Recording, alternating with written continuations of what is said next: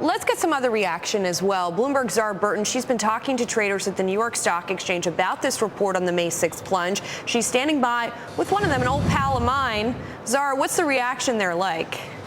All right, so Julie, I'm here with Teddy Weisberg. He's with Seaport Securities, and he actually published a letter, got a letter of his published in the FT last month, and this was about this similar situation. Now, today, we got the report from the SEC basically saying that high-frequency trading was the one that triggered this May 6th sell-off that we did see, the flash crash. You say there are bigger issues at play here. Tell me about that. Oh, I think there are much bigger issues at play. I think that the focus, quite frankly, is all wrong.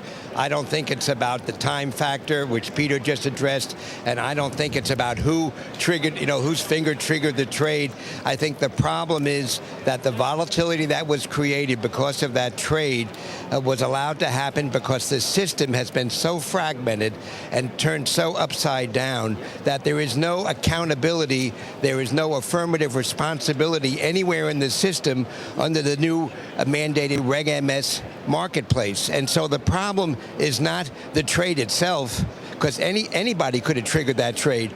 The problem is that there is no court of last resort. There is no affirmative responsibility on the part of any market. So what do you think needs to happen from the SEC side? Well, in my letter, I gave them what I thought was simple suggestions and a simple solution.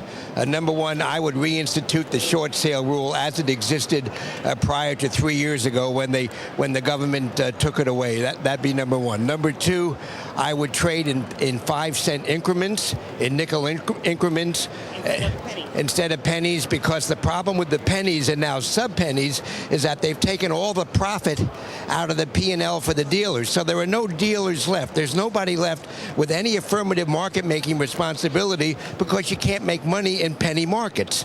So that's number one. And number two, by reinstating the short sale rule, you will not prevent short selling. It's not about preventing short selling, but it's about putting a governor on the volatility. And the plus tick rule basically would not allow a program such as the one that was initiated just to keep banging down stocks. Now, in this case, they could have been long. They could have been long the stock, but it easily could have been a short seller doing the same thing. Hey, Teddy, I'm curious, when you talk about trading in nickel increments instead of in penny increments, though, I mean, aren't the high-frequency traders so much more profitable at this point that even if you did something like that, it wouldn't necessarily bring the dealers back in to compete?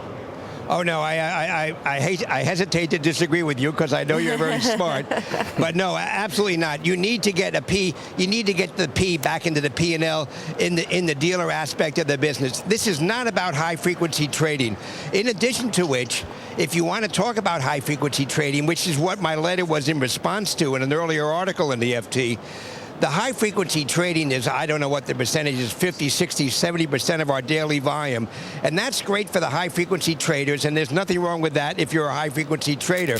The problem is it has basically driven the individual investor and, to a certain degree, even the institutional investor to the sidelines because they can't really deal with the day-to-day volatility that's been created by all the high-frequency trading. Teddy, if you can hear us, Zahra, I'm sorry, it's Mark. Teddy, our Dominic Chu is joining us on set, and he had a question for you as well. Yeah, Teddy, it's Dominic here. One of the things that going to a nickel kind of spread or ace or quarters like we did before, what that does is it in essence kind of puts the individual investor at a disadvantage, right? I mean, the whole point of decimalization was to kind of improve best execution, get better costs for clients. So is there a balance that needs to be struck between kind of this whole idea of shifting to bigger spreads for dealers and getting better costs for investors?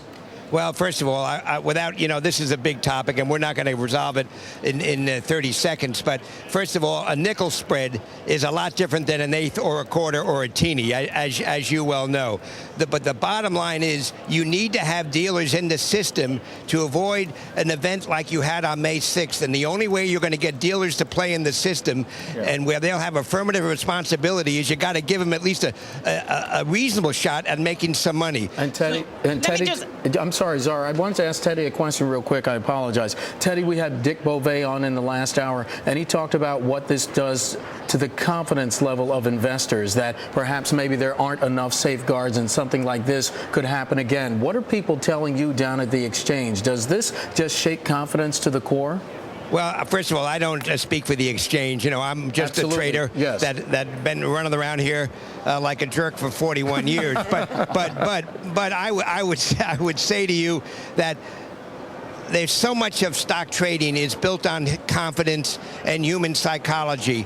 And when you undermine psychology and confidence, as we have seen in the broader economy at the consumer level and even to a certain degree at the corporate level, everything sort of grinds to a halt.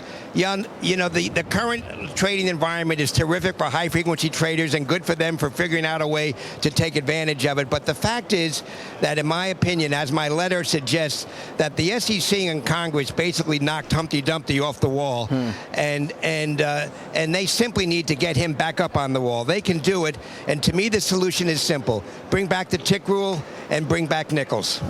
All right, we're going to have to wrap it up down here at the New York Stock Exchange. But guys, we know the SEC has instituted these circuit breakers. 10 stocks have been triggered as a result of these circuit breakers. A lot of angst about those circuit breakers. So we'll have more on that in the next hour. Guys, back to you. All right, Zahra, Burton, Teddy Weisberg of Seaport joining us from the New York Stock Exchange.